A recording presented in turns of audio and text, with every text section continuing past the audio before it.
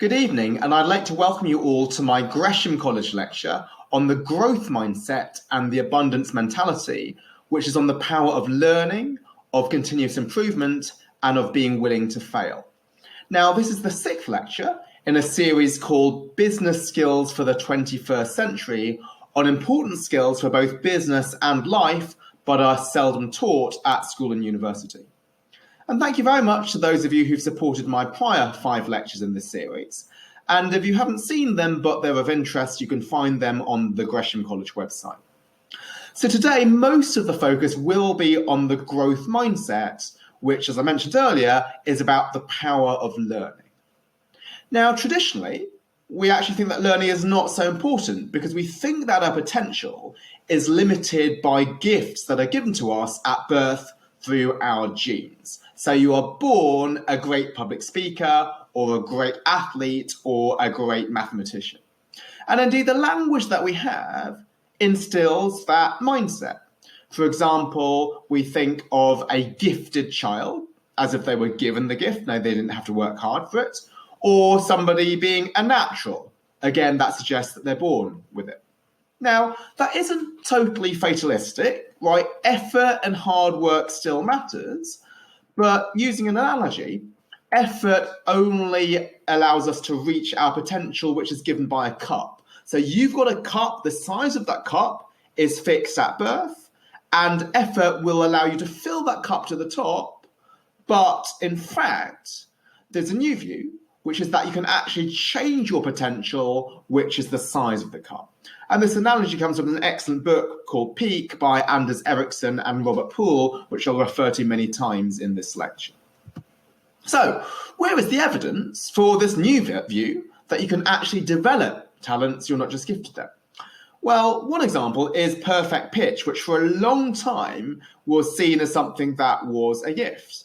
But actually evidence suggests that it was more common among those who receive musical training aged 3 to 5. So that suggests that it might be nurture rather than just nature. And it's also more common among speakers of tonal languages such as Mandarin. But actually, if you were from an Asian background and lived in the UK and US and you grew up speaking English, you were not more likely to have perfect pitch. So that suggested that it was speaking Asian languages rather than having Asian genes, which allows you to have perfect pitch. And in fact, there was an actual experiment where they took 24 children at the Ichionkai Music School in Japan, and they successfully taught all 24 children perfect pitch. And so this was something that you can actually learn rather than being gifted with. But you might be skeptical of this. You might think, okay, when you're a kid, right, you're still learning and you can still develop abilities. But when you're adults, right, you've stopped learning, you can't develop so much. But that's absolutely not true at all. So there's something known as the neuroplasticity of the brain, which the brain still keeps forming even when we're adults, and so we can still learn things. For example, let's think about marathons, right? They're run by adults, not by children. In 1908, Johnny Hayes won the Olympic marathon in 2 hours and 55 minutes and 18 seconds. That was seen to be an amazing achievement. Now, it's just over 2 hours, so nearly an hour faster.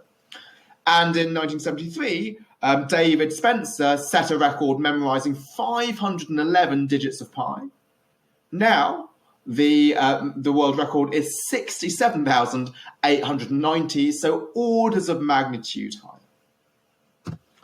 And what is the underpinning behind these developments? It's indeed what I mentioned earlier, the neuroplasticity of the brain, the fact that we can develop our brains and our abilities.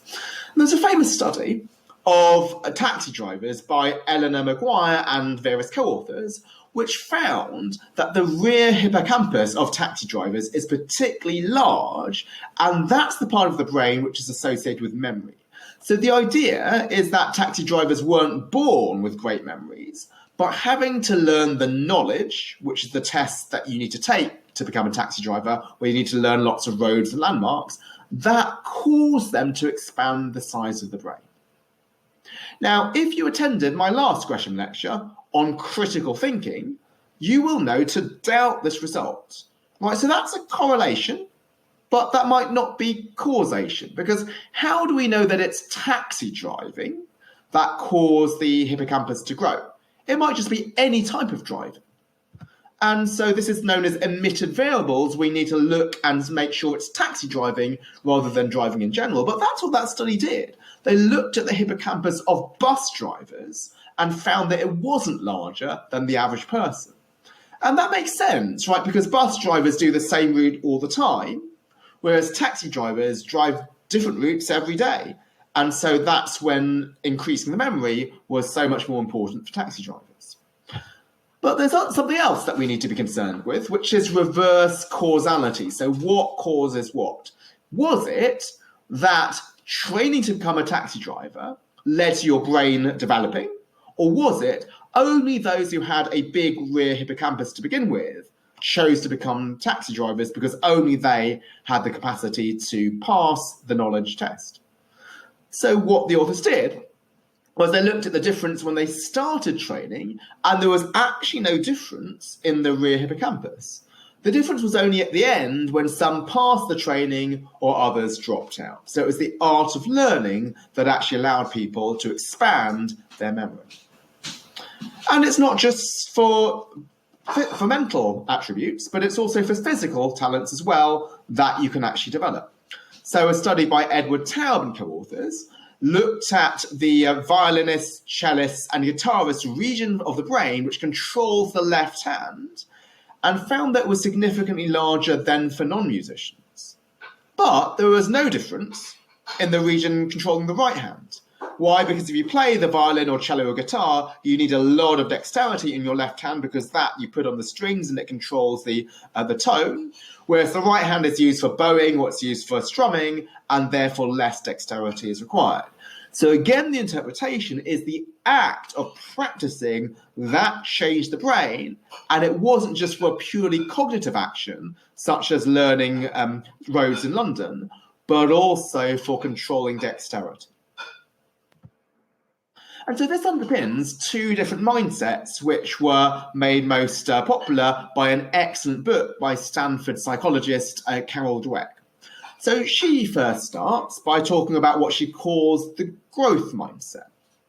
And here, this is the idea that your abilities are set in stone by the gifts you're apparently given at birth. And so if the fixed mindset is true, then there's two really damaging implications. So the first is that there's no need to try, right? Because if you're given this gift at birth, you'll succeed without effort. So there's no need to put in effort. And at the secondary school that I went to, right, you were given a grade from 1 to 9 in terms of your achievement. And you're also given a letter grade from A to D in terms of your effort. And actually, the grade that was most coveted was a 9D, maximum achievement with lowest effort. Why? Because that suggested you're a natural. You don't even need to try. And the kids that did try, they were known as tryhards or swats, and that's negative because that meant that they just didn't have talent. They only could work hard. And also, there's no need to try because if you're not gifted, then there's actually no hope of achieving something. So regardless of whether you're gifted or not, don't try, because it's your talent, not your effort, which will achieve a particular outcome. And another negative implication is that, well, failure is bad because it suggests that you're low ability. So you don't want to fail because failure suggests that you were born with some deficiency. And so what this means is that you might avoid some activities you might fail at because you might not want to do public speaking, for example, because if you don't do well, that just suggests you don't have that talent. And even worse, it might suggest that you'd reduce effort so you can blame your failure on low effort rather than low ability, right? Because you want to be seen as high ability gifted people.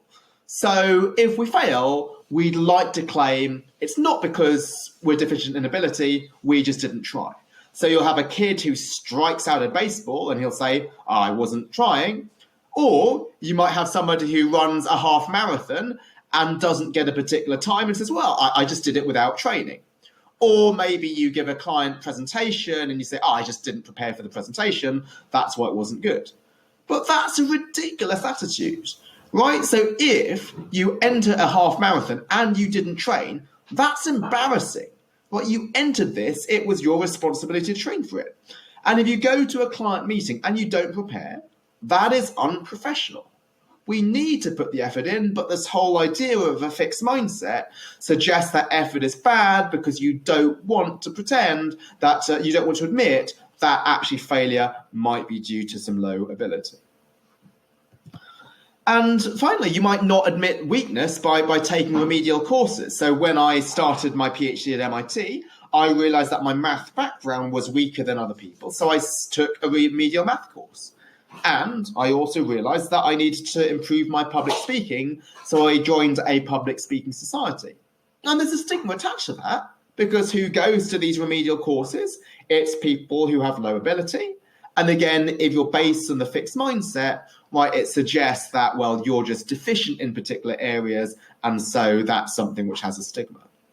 Or even worse, you might take some bad, perhaps even fraudulent actions to hide failure underperformance. For example, in Enron, with Enron, when they were starting to underperform, they chose to cook the books and hide this rather than admit the fact that financial performance was actually poor. And so why is it that this fixed mindset is so prevalent? Well, it may indeed be because of what we learn from when we're kids.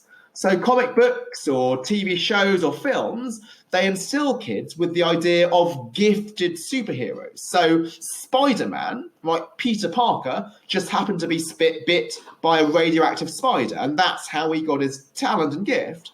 And indeed, that's what we think, is that we think that people who are talented are just special people who don't need to try. They're some sort of superior species to us, and therefore we don't want to admit that we don't have a particular gift. That suggests we're an inferior species, so we won't try things that we won't succeed at, and that leads to all of the negative implications that I mentioned. And indeed, if we look at, say, reality TV shows, right, talent shows like Pop Idol or something, well, there's people who try really hard to get into the band and then they ridicule because they don't have talent. And that just suggests, well, if you have effort but without talent, you go on these shows and you audition and it sounds really bad, well, then you shouldn't even try. So again, that's really damaging because it suggests, well, if you don't have some genetic abilities, don't try, you'll fail, you're just going to embarrass yourself. But what this lecture is about the growth mindset. The fact that your abilities can be enhanced through effort. And this is something that was backed up by the evidence on the changing size of the hippocampus, or the changing size in the part of the brain which is responsible for dexterity. So on the one hand, right, this gives us great hope and great encouragement because it means that we can develop certain talents, such as public speaking. But going back to Spider-Man, right, the famous quote from the movie is, with great power comes great responsibility. Given that we have the ability to develop talents and skills, we've got the responsibility to do that. We can't just blame the lack of a particular skill by saying, I wasn't born with it. You have the opportunity to try it and to develop it. And so, well, the first implication is that new skills can be developed. So some people might think they're not a natural athlete. During this lockdown, I've been doing a lot of workouts by a trainer called Jay Copley of Barry's Bootcamp. And the one I did yesterday was an extremely difficult challenge. But he said, well, I am just skin and bone and flesh, just like you, as in the clients. So the difference is just the mindset with which he went through in order to be able to develop his ability. And he often sets us challenges. And he has this quote here: if you convince yourself you can't do something without any evidence, that's crazy. Try, and if you fail after 7 seconds, that's okay. Next week you do 14 seconds, then 20. So again, this is the idea that don't believe that you don't have a particular skill without trying. This is something that you can develop. Like, we're all born as humans. Yes, there's small differences in genetics and so forth, but a lot of this is down to hard work. Are you willing to develop something, particularly in an ability that might scare you at the moment? But also it suggests that existing skills must be nurtured. So you might know of a number of stories of people such as some talented sportsmen when they're young and they just never fulfill their talent, their potential. Why? Because they thought it was just down to genetics. They didn't need to work at it. Okay? And so how do we develop this mindset, the growth mindset? How do we try to encourage it? By praising somebody's effort, not their ability. So I told this story in my lecture on public speaking, but I think it's relevant, so I'll tell it again. So there was a time when I was a young assistant professor of finance at Wharton. I had to give a talk at Duke University and the University of North Carolina. And I gave a talk, and a senior professor called John said to me afterwards, "Alex, that was a great talk. You must have worked really hard at it." And I was really miffed by John's comment. I wish he'd said to me, "Oh, that was a great talk, Alex. You must be a natural public speaker." So the fact that he said you must have worked really hard at it suggests I was a try-hard. I was one of those swats like at school. But actually, John was absolutely right. The only way that I was able to give that semi-decent talk was because I'd enrolled myself in the public speaking club at MIT. I'd worked at my public speaking. I practiced that very talk many, many times with a tape recorder, and I'm using some methodology that I'm going to mention later on in terms of putting it into practice. So it was the effort. I had no natural ability in public speaking. And John's comment instilled that in me and kept encouraging me to keep developing and working on it. Okay, so if the growth mindset is true, which it is, backed on the evidence, how does this change how we should go about living our lives? So the first implication is it gives us the freedom to dare. Right, so if we can grow, right, then it means that actually failure is fine because failure is necessary on the path to growth. And indeed, one of the first activities that I ever did was playing chess. So I learned when I was 5 and then I ended up playing for the England junior team. And then when I was young, when I lost, I would burst into tears. But then the more and more games I lost, the more I realised that losing is just part of chess. In every game, unless there's a draw, you'll have a winner and a loser. It just happens. And in baseball, even the best teams who will win the World Series, they will only win 60% of their games.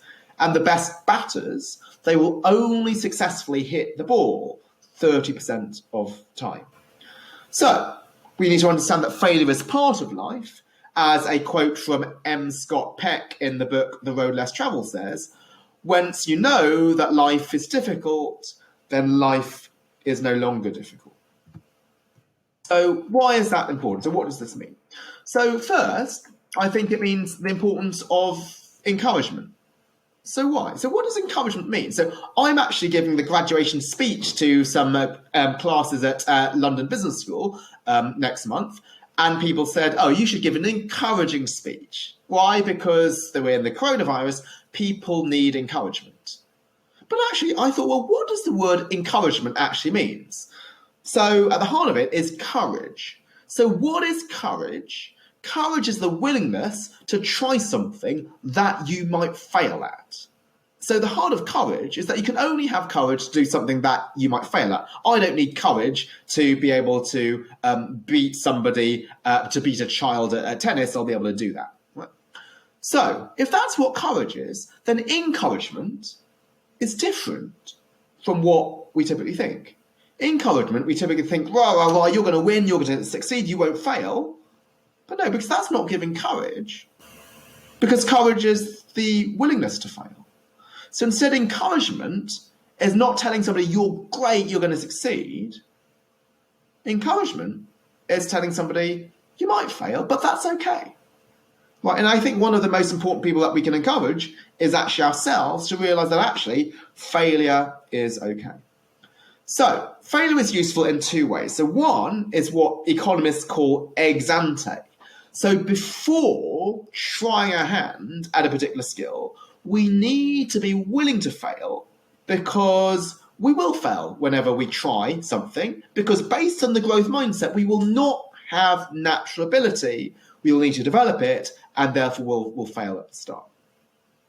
And so this applies to many activities. So think of a group activity, such as Brazilian Jiu-Jitsu, where you're doing this against an opponent. And there's a great book on the growth mindset called The Art of Learning by Josh Waitzkin, who used to be a world champion chess player, then became that at martial arts. And he talks about in Brazilian Jiu-Jitsu, there are some athletes who, when they're tired at the end of practice, they choose the easiest opponents to beat because they can beat them. Others chose the hardest, and then studies found that the latter learned more. And this is also true for individual activities. So I learned skiing relatively late in life when I was a graduate student at MIT. And I wanted to improve my skiing, and I wanted measures of improvement. And so my measure of improvement was how many times I fell. So if I fell fewer times on Tuesday than I did on Monday, then that would suggest I'd made progress.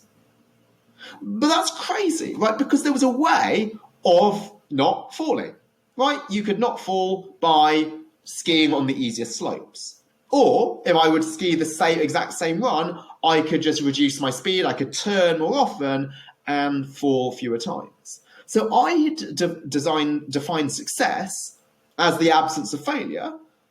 But that's crazy, right? Because the goal of skiing is to have fun, to develop your talents and so on. And to be so scared of falling meant that I was not able to develop. As J.K. Rowling said in her famous Harvard commencement speech, it is impossible to live without failing at something unless you live so cautiously that you might as well have not lived at all, in which case you fail by default. Okay, so what's the second implication of the growth mindset is the value of feedback. Because if you can indeed get better, then feedback is what's important for self-improvement. And so last time I talked about ex ante, so before trying a new thing, you should be willing to fail. But here, this highlights that failure is useful ex post. So after you've tried the new activity, you can learn from failure to inform your skills development. And this is indeed why artificial intelligence is so powerful, because it can fail often and learn what works and learn what doesn't work. And so but often we don't want to learn from our failures. We want to blame failures on other people or external circumstances, right? A football team, if you lose, the manager will say, oh, I had my tactics right, but the opposition cheated or the referee made some bad decisions. But that's bad because he won't be able to improve the tactics for the next time. And indeed, that was the case with me for skiing. So the first few times, if I was to fall over when skiing, I would blame there being a patch of ice there, or I'd blame maybe there was a snowboarder coming and I need to turn in order to avoid him or her. But that was just lying to myself. So after I'd got over that and I realised that actually falling and failing was fine, I would start to pinpoint what was it which caused me to fall. It was my fault every time I fell. And I would realise, did I do something wrong with my shoulders or my technique, or did I have my weight on the wrong foot? And that allowed me to pinpoint what it was that I did, not the ice, not another skier, what I did to cause me to fall and therefore to get better. But again, this is something that not everybody wants to do because they want to try to blame the failure on others. Why? Again, because of the fixed mindset, the idea that the failure means that you don't have the talent, you might be just a lower species. So what this suggests is that we should actively seek feedback and take all feedback seriously. So this might mean that after giving a presentation at work, just ask your colleagues, how did I do? What did I do? What could I have done better? And some of the feedback that you'll get, you might not agree with. And maybe not every single thing they'll tell you will be right. Sometimes you'll need the courage of your own convictions. But even if 90% of what they say could be wrong, maybe 10% is right. And the whole idea that it's really important to take the feedback seriously and to try to find out, well, what are the most valid points, even though people don't like to listen to criticism. So going back to my fitness instructor, Jay, he said that one of his friends is an artist manager who manages one of the best, the most famous musicians in the world. He wouldn't tell us his name, but if we were to hear the name, we would immediately recognize the name. And that musician, after every concert, after he or she walks off stage, asks, what could I have done better? This person is a world famous name. He's probably done hundreds and thousands of concerts. Yet despite that, well, actually, because of it, keeps asking, what can I be doing better? And this is actually a reason for the success. It's not that he or she thinks, because I'm so successful, I've stopped growing. Even if you're a world famous superstar, you can still experience personal growth. And okay, sometimes you might not always be able to get feedback from other people, but get in the habit of providing self-feedback. So as I mentioned in the public speaking lecture, what you can do is give a practice talk and video yourself. And that's really painful. People don't like to see themselves public speaking, or if you're learning to sing, record yourself. People don't like to hear themselves sing back. But that is indeed how you're going to get better, is through just going through the uncomfortable process of seeing what you did wrong and then improving based on that. Another thing which is useful is to give feedback to others. And the worst feedback I think you can give to children, or perhaps to yourself, is to say, well, failure doesn't matter. Because if it doesn't matter, then people won't try. So they do matter, right? But they don't mean that you lack ability, right? So this is why we shouldn't beat ourselves up about feedback, about failure. We need to be willing to fail. But we need to sort of have the balance between two things. Number one, we need to be willing to fail, to try difficult things.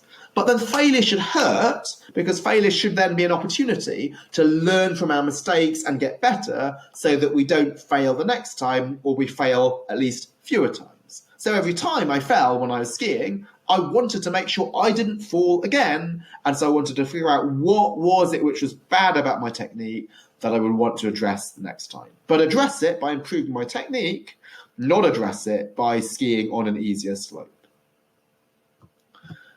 Now, how do we then put this into practice? I've given you two implications, which is willingness to fail and the value of feedback. How do we do this?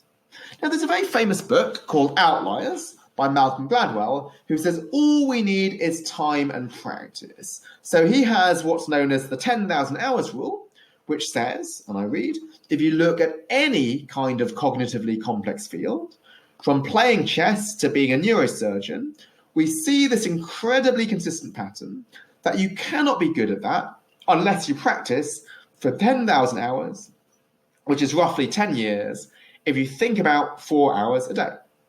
Now, I mentioned in the last lecture on critical thinking that this is actually not at all backed up by the evidence. But because of confirmation bias, people have lapped up this idea and think, I can just go through 10,000 hours and go through the motions and just do anything, even skiing on the easy slopes, and I'll get better. As I'll explain shortly, that's not the case. In order to get better, it takes training with a coach, with an instructor, and doing things which are painful. But why this book has been, I think, very damaging is it just suggests you can go through the motions. So if we take a critical look at the evidence, and actually the papers that Gladwell cites are by the same Anders Ericsson, who wrote the Peak book I mentioned earlier. What did Ericsson actually find? We found that the best violinists did practice for 10,000 hours by age 20, but 7,400 hours by age 18. So why was it that Gladwell said 10,000 hours? Right, that sounds a nice round number, but why do we look at the hours you practice by age 20 versus age 18? Well, there's nothing special about looking at a violinist age 20. So other musicians, so pianists, they win competitions still age 30. And also Ericsson's study focused only on violinists, so the idea that it applies to any cognitively complex field, such as playing chess or becoming a neurosurgeon, that's not backed up by the evidence. And also there's a logical error in saying the best violinists practice for 10,000 hours. That doesn't mean that 10,000 hours makes your best violinist. Any more than all good CEOs have two legs doesn't mean if you have two legs, you'll become a great CEO. It may well be the best violinist practice for 10,000 hours, and those 10,000 hours are painful and focused and involved an expert teacher, not just any type of 10,000 hours. And indeed, that was what the research found, as I'm going to explain in the next slide. Now, you might think, well, am I being a bit uncharitable to Gladwell? Because the book had many positive ideas that, yeah, you do need to practice. It's not just due to genetics, so you should work hard and have effort and develop the growth mindset. So I do give him a lot of credit for that. However, the focus on 10,000 hours is bad for two reasons. First, right, if you don't have 10,000 hours to spend on an activity, you might think, well, I must just give up, right? But actually, the evidence doesn't suggest there's a special thing where you're no good, then you hit 10,000 hours, then you become good. Well, instead, practice and many things could be continuous. And so even if you only have 1,000 hours, still try, right? Because you'll improve. And even if you hit the 10,000 hour cutoff, it doesn't mean that you should not keep trying. Indeed, the musician that I referred to in the last slide keeps asking for feedback, even though he or she is really, really famous. And the second and the most important reason why this 10,000 hours idea is misleading is that it wasn't just total activity that mattered, but what Ericsson calls deliberate practice. So what distinguished the best violinists from the second-tier violinists was not actually the differences in the hours that they spent in orchestra, in group practice, which was fun, but actually solo practice, which is the type of practice which they all reported to be less fun. And similarly, there was another study on chess which found that it wasn't just playing games which made people better, but again, solo practice and self-study, which is hard, which is painful, but that's what actually improves your ability. Okay, so what is deliberate practice then? So it's one which has three different characteristics. So the first is it's purposeful. So purposeful means that it's targeted. You're not just going through the motions and say, let's say if you're doing public speaking, you don't just rehearse the talk. You'll do the talk with a clear goal in mind so you can assess whether that practice session was successful. So it might be, I'm going to do this talk again, but particularly focus on my body language or my vocal variety, or to say fewer times. So this is what we need, is not just go through the motions, there will be a target for this. Now, when I was at university, I used to row, and we often needed to do these 5,000 meter erg tests on the rowing machine. And it used to be that I didn't want accountability. So I would actually take my towel and put my towel on the scoreboard, which said how fast we were going. Otherwise, if I knew that I was going close to a personal best, I would be accountable and I'd have to work hard to try to achieve that, and that would really hurt. So I just covered this, and then I could think I'm just going to go at 80% effort and then see my time at the end.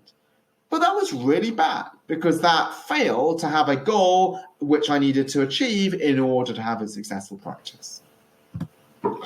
The second thing which Ericsson's evidence found was that it had to be challenging and out of your comfort zone. So what he found was elite figure skaters, they devoted more time to difficult jumps and spins than the ones they hadn't mastered. And again, the violinists that he wrote about reported solo practice to be least enjoyable, but it was that solo practice which led to the most improvement.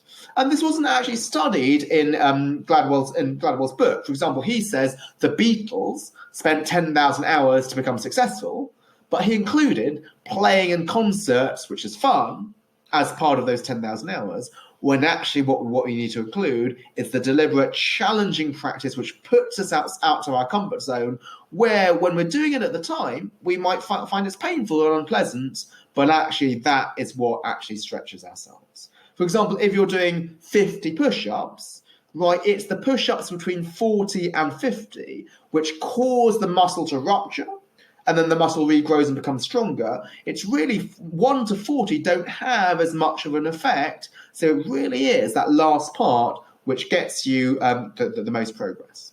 And finally, deliberate practice was informed. So what Ericsson highlighted was the importance of a teacher who knows established methods. So again, with public speaking, when I did my TED talk, I worked with a public speaking coach. Even though I'd done a lot of public speaking because I'd been a professor for a long time, I knew that I could still get better. And again, with athletics or sport, just to use a trainer, somebody who knows established methods, who's willing to give feedback and willing to give harsh feedback. They're not there to be your friend, they're there to be your coach. And sometimes, maybe you won't always be able to afford a teacher. So that's why it's important for you to be able to give yourself feedback, for example, recording a public speech that you're practicing and then playing it back. Now, you might think, well, is there a little bit of a contradiction that between the things I've said? Is I've said you can develop loads of new talents, right? You've got the growth mindset. However, each thing that you want to develop, you need to devote substantial time and energy to doing so. So not only do we have to practice, but needs to be deliberate and painful practice.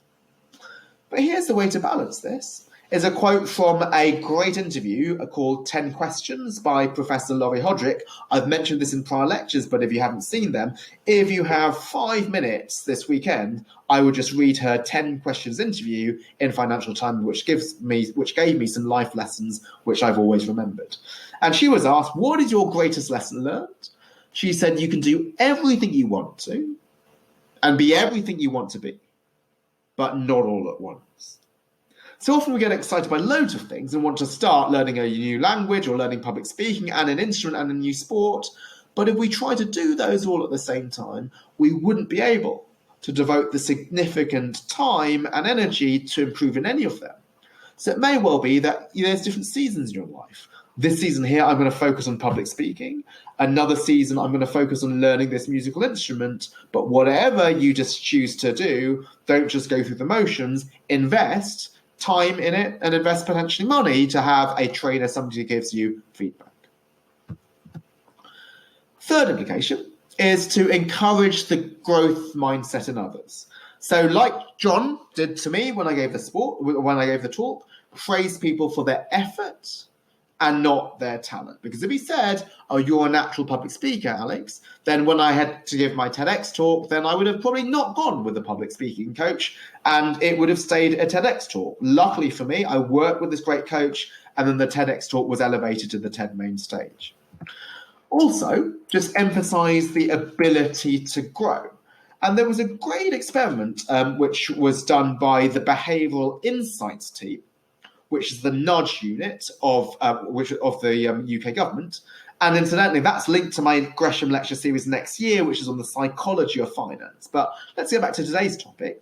What they did was an experiment of a careers advisory service to adults. So the Education Development Trust offers this. They give you advisory services, but 30% of people who are unemployed and who would benefit from the career advice, they just didn't attend. And so what they did was 3 different treatments. First, some set of people got an information-only message, which says, your next meeting is on Tuesday at 10:30 a.m. Then there was a message which gave that, but also attendance planning. Your meeting is on Tuesday at 10:30 a.m. You should put this in the diary or something like that. But the third was a message on self-efficacy, on highlighting the fact that people have the ability to grow. And this message would say something like this. Hi, Sarah. No one is born with a perfect career. Time and effort can boost your skills and CV. We'll help you get started tomorrow at 10 a.m. Tom, National Career Service. And that showed that people were 24% less likely to miss an appointment with that third message, highlighting the importance of personal growth. Otherwise, there might be people who think, well, I had a hard start in life and I don't have a job now, I don't have skills, maybe I'll never get a career that I'll find fulfilling. And so this message on self-efficacy had a significant effect on people coming and attending the appointment. Okay, so in the next part of the talk, I'm going to change tack and talk about the abundance mentality, which is linked to the growth mindset, but it's more about how you interact with others rather than just yourself. So just like the fixed mindset versus the growth mindset, I'm going to contrast 2 mentalities, the scarcity mentality and the abundance mentality. And again, there's a fixed versus growth element to it, but again, it's in terms of how you deal with other people. So the scarcity mentality views the resources or happiness that there are in the world as a fixed pie. And that pie can be given to you, or that pie can be given to other people.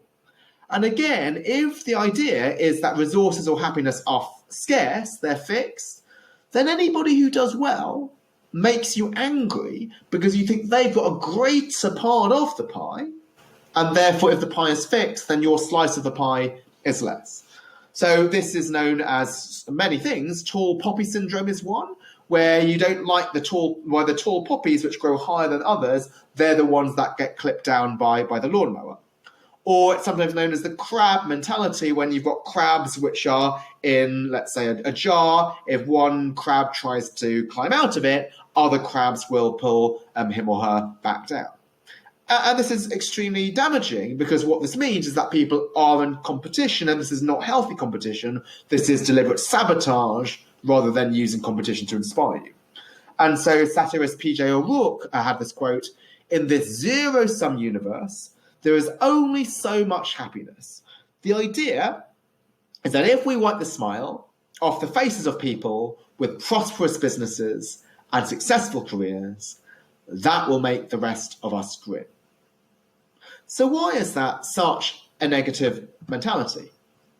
First, well, the main thing is that it's difficult to feel happy for others, even our friends, or especially our friends, because, well, we think, well, that then if our friends achieve something, that might be at the expense of us. So let's say we're at business school and we're going after a particular job, right? Given that our friends are perhaps even more likely to go after the same jobs as us, if they get the offer, then there's fewer offers to go to us.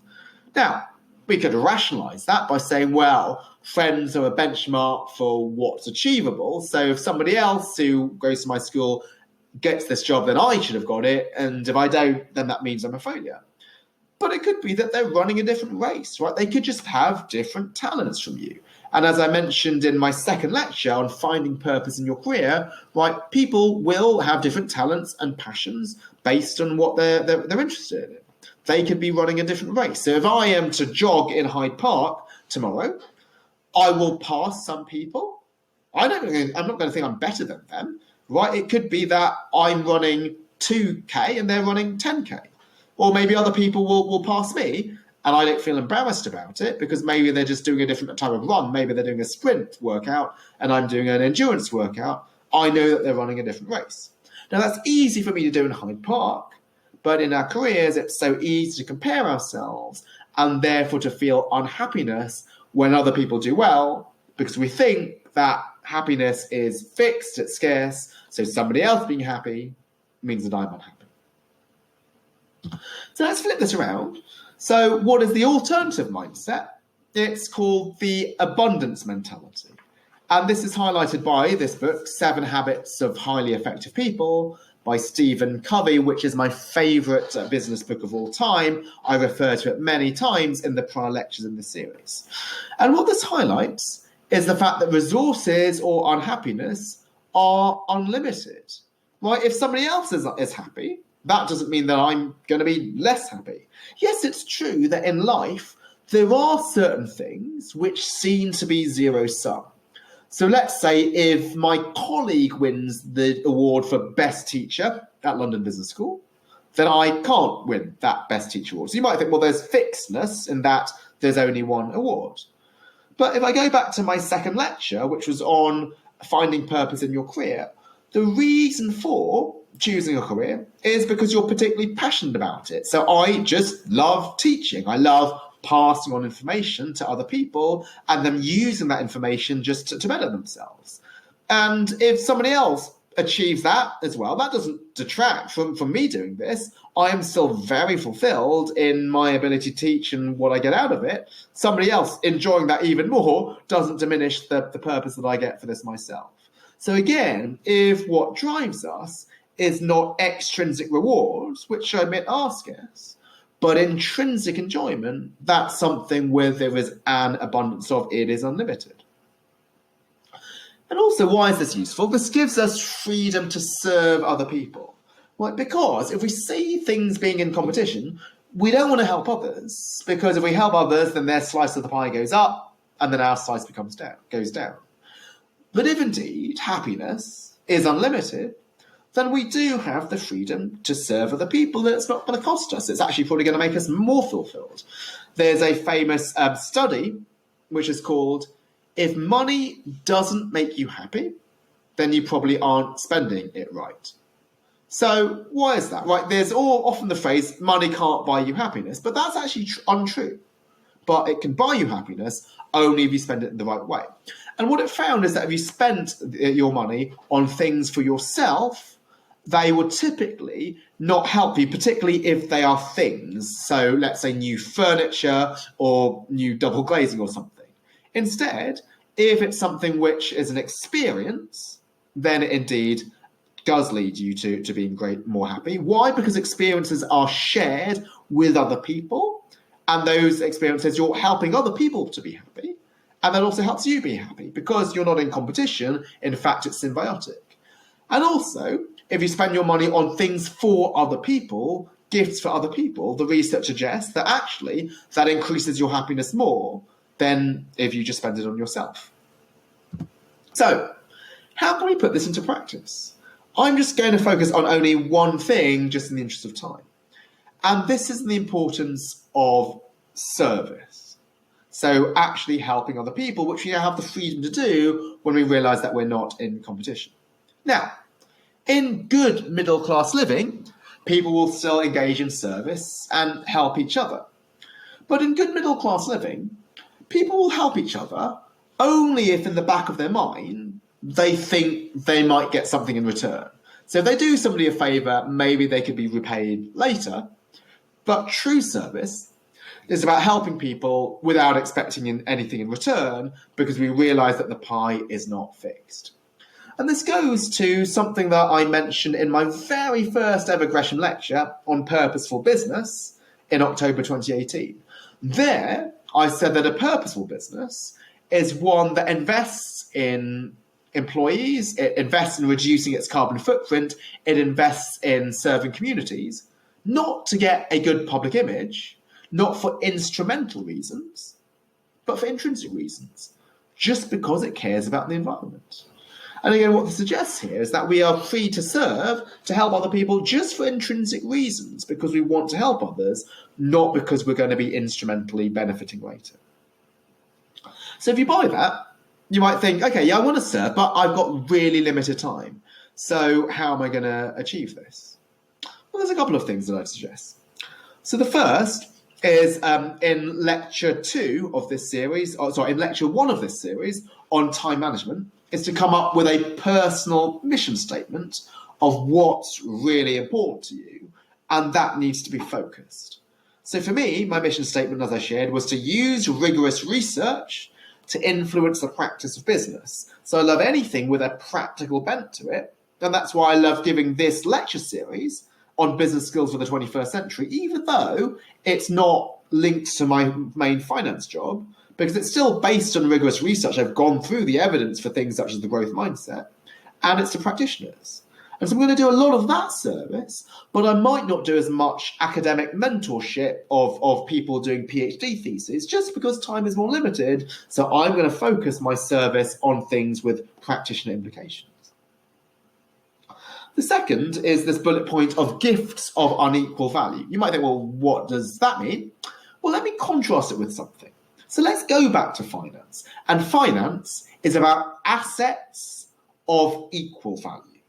Right? If you have a stock worth £100 and you have a bond worth £100, those two things will trade in financial markets because they have equal value. They are assets of equal value.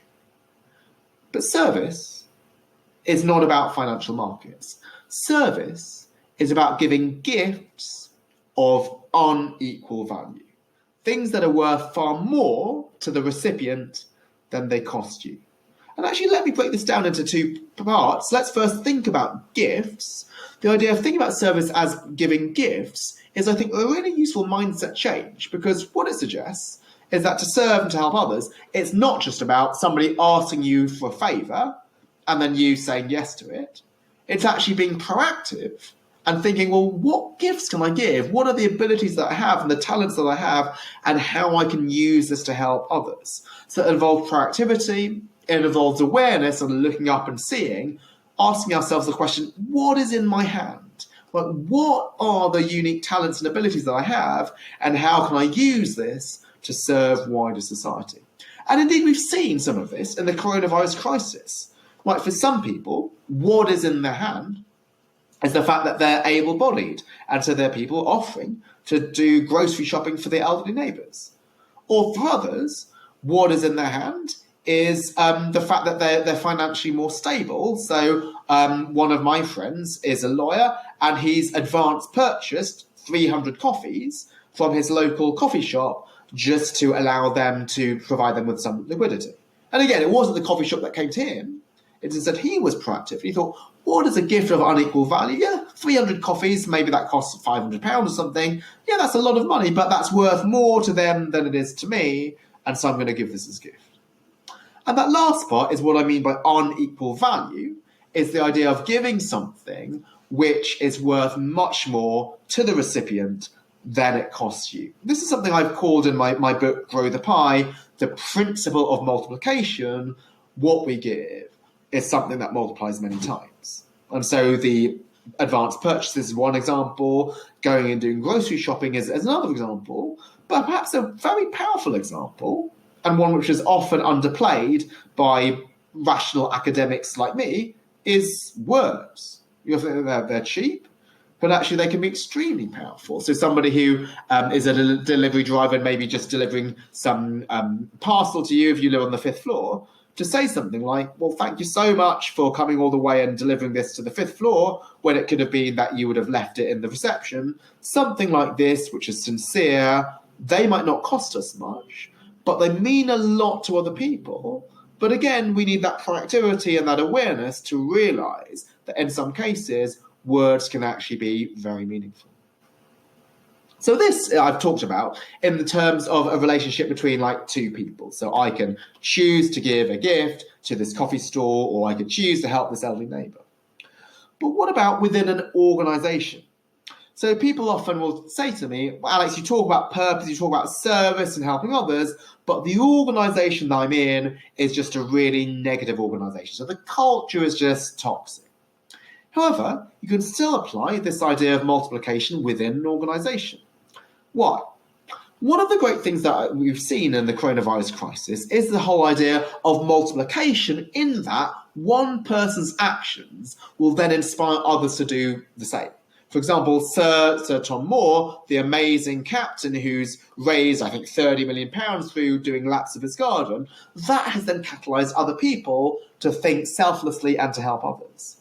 And I think that is the same within a company, is that even in perhaps some of the most toxic cultures, you might have the silent majority who actually want the organisation to be much better and much more humane, but they're just unwilling to stick their head up because really the status quo is different. But a couple of people, by acting positively, can create a tipping point and activate the silent majority. So I don't think it was that pre-coronavirus, everybody was selfish, and now everybody became selfless. But it's the actions of people such as Sir Tom Moore, or within my friend group, I know friends who've advance purchased coffees or are buying groceries from the neighbours, and that then inspires me to do other things. So just to close with one final example before I wrap up. So when I was at Morgan Stanley, an investment bank, that's a difficult environment because you're working extremely long hours. And as analysts, which was my job, you're right at the bottom of the food chain, at least among the bankers, but there are still people who work for you. And because as an analyst, you're right at the bottom, you're getting so much pressure, often you might then let out that steam on the people who work for you. And so those are people in other departments. For example, we had a graphics department where if you needed help with sort of formatting some slides for presentation and doing graphics, you would ask them to do that. And these people would often get really abused because if the analyst needed to get a presentation in by a certain time, they would come down on the graphics department like a ton of bricks, in order to make sure that they did the job quickly. And if they made mistakes, then they'd get really angry. So one thing I did was that if somebody did a good job, I would find out from the people at the front desk of graphics who assigned the job, who this person was, what was their name, and also what was the name of their boss. And so I would call them and say, oh, hi, hi, Gavin, this is Alex. You just did a job for me. I just want you to know that job was extremely good and it was good for all of these reasons. And I'd also write to that person's boss. And I didn't know this, but the other analysts heard me, because you sit on a floor. You don't have your own office when you're right at the bottom. You sit on an open plan, and other people would hear me and then start to do things like that themselves. And so that small thing would actually change the culture, and then actually mean that we would try to treat other people better within the organisation. So I think small things like that, even though I was right at the bottom of the food chain, could actually have a multiplicative effect and actually help other people. And so this is why I think it starts with the smallest of things. So one of my former students was in the US Army, and he said, well, why do soldiers train in obstacle courses, right? Real life battle is much more difficult than an obstacle course. But he says, well, if we can't just even get things right in an obstacle course, then there's actually no hope of actually us getting it right when we're in real life for battle.